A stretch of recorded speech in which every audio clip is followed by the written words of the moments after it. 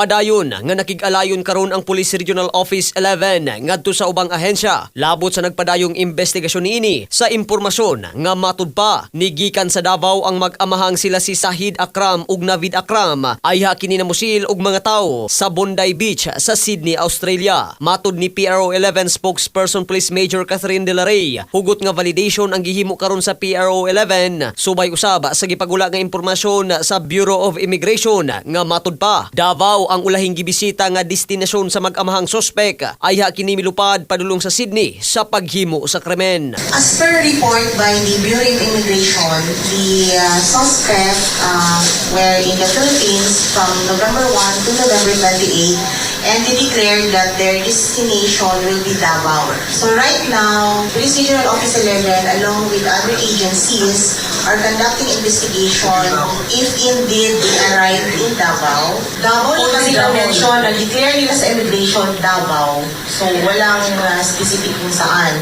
And then kung dumating sila ng Philippines, pwede naman kasi din na pumunta ng ibang lugar na hindi sa Davao. So yun yung hinahanap nila. Validate natin yung mga information na kung dumaan ba talaga sila ng Davao, nag-stay ng Davao, or hindi talaga tumuntong ng Davao. Kasi basic lang yung sa immigration na declaration ng Davao.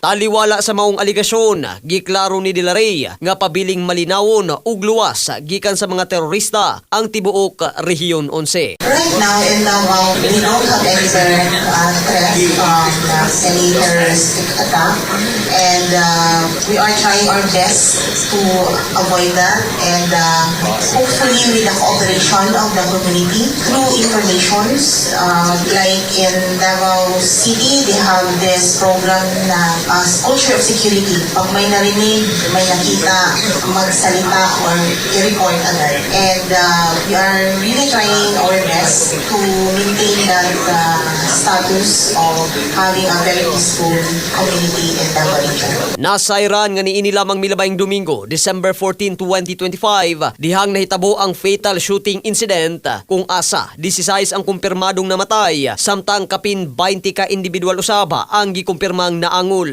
Labot niini nagpagula na sabog pamahayag ang Malacañang ug sumalat ni Palace Press Officer Claire Castro ang maong aligasyon na wala giisip nga usa ka seryoso o immediate concern di nagpabiling gihapon ang standard security, immigration ug mas gipaepektibo nga counter-terrorism protocol sa nasod uban ang padayong koordinasyon ngadto sa mga otoridad sa Australia. Mga katropa, aron karon kitang healthy mag-Xanthone Vitamin C alang sa nakiusang Pilipino para sa Pilipinas. Katropang Marvin Ebano, XFM News.